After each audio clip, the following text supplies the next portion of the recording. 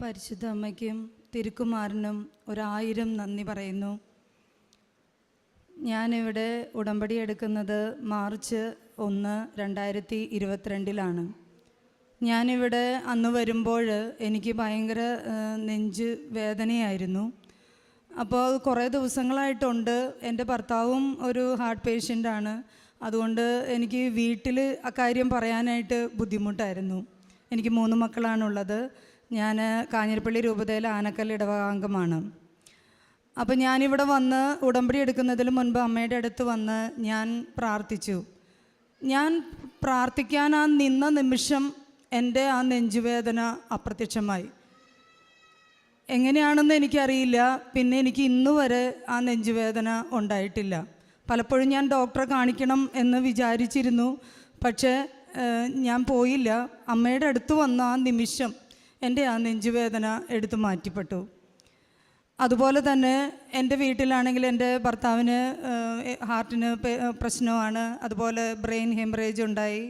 അങ്ങനെ ഒരു 2 മാസം കൂടുമ്പോൾ ഞങ്ങൾ മിക്കവാറും എൻ്റെ ഹസ്ബൻഡ് ICUയിൽ അഡ്മിറ്റ് ചെയ്യേണ്ടതായിട്ട് വരാറുണ്ട്. ഇവിടെ വന്ന് ഞാൻ ഉടമ്പടി എടുത്തു.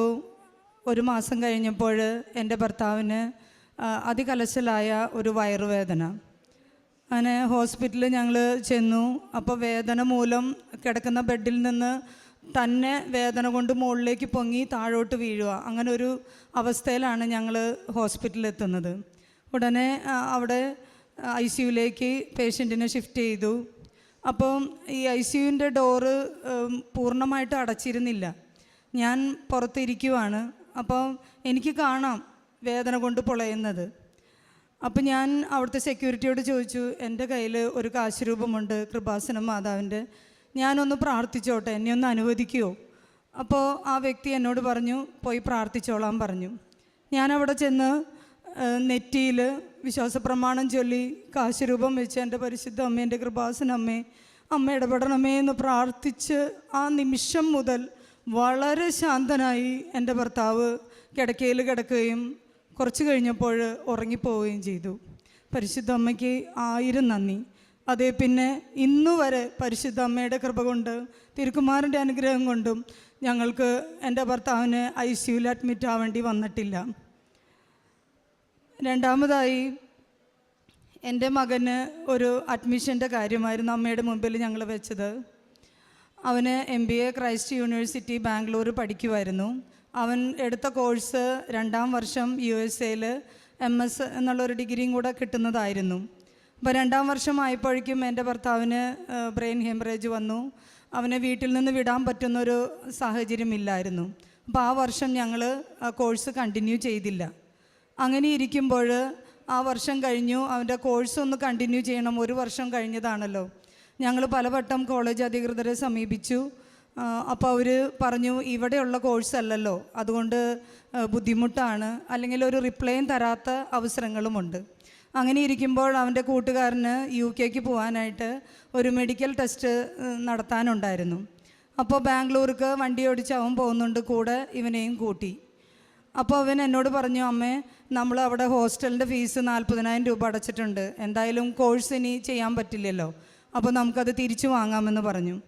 അപ്പോൾ ആ വെള്ളിയാഴ്ച ഞാനിവിടെ വന്ന് ഉടമ്പടി പുതുക്കിയിട്ടുണ്ടായിരുന്നു.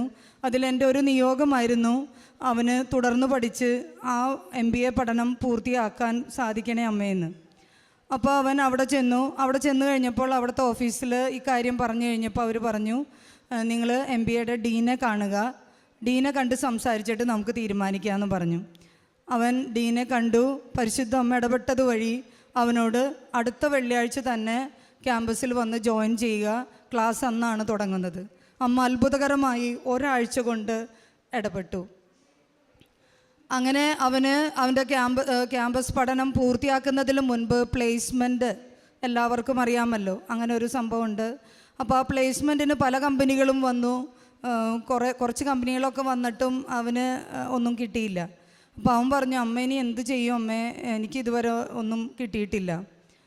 അങ്ങനെ ഇരിക്കുമ്പോൾ ഞാൻ ഇവിടെ വന്ന് വീണ്ടും ഉടമ്പടി പുതുക്കി പോകുമ്പം ഞാൻ അമ്മയോട് പറഞ്ഞു, അമ്മ അവനൊരു നല്ല ജോലി കൊടുക്കണേ, അമ്മയ്ക്കത് സാധിക്കും. അപ്പോൾ അങ്ങനെ ഞങ്ങൾ പോകുമ്പം വണ്ടിയിലിരുന്ന് ഇവനൊരു ഇൻ്റർവ്യൂ ഒക്കെ അറ്റൻഡ് ചെയ്തു. അതൊന്നും നമുക്ക് ലഭിച്ചില്ല.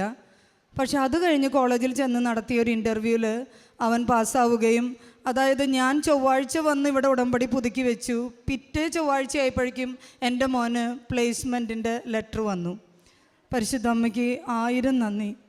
അതുപോലെ തന്നെ പിന്നീട് ഞങ്ങളുടെ ജീവിതത്തിലുണ്ടായത് ഏറ്റവും വലിയ ഒരു സാക്ഷ്യം, ഞങ്ങളിവിടെ വന്ന് ഉടമ്പടി എടുത്തതിൽ പിന്നെ എൻ്റെ വീട്ടിലെ എല്ലാ കാര്യങ്ങളും അമ്മയാണ് നിയന്ത്രിക്കുന്നതും പരിപാലിക്കുന്നതും.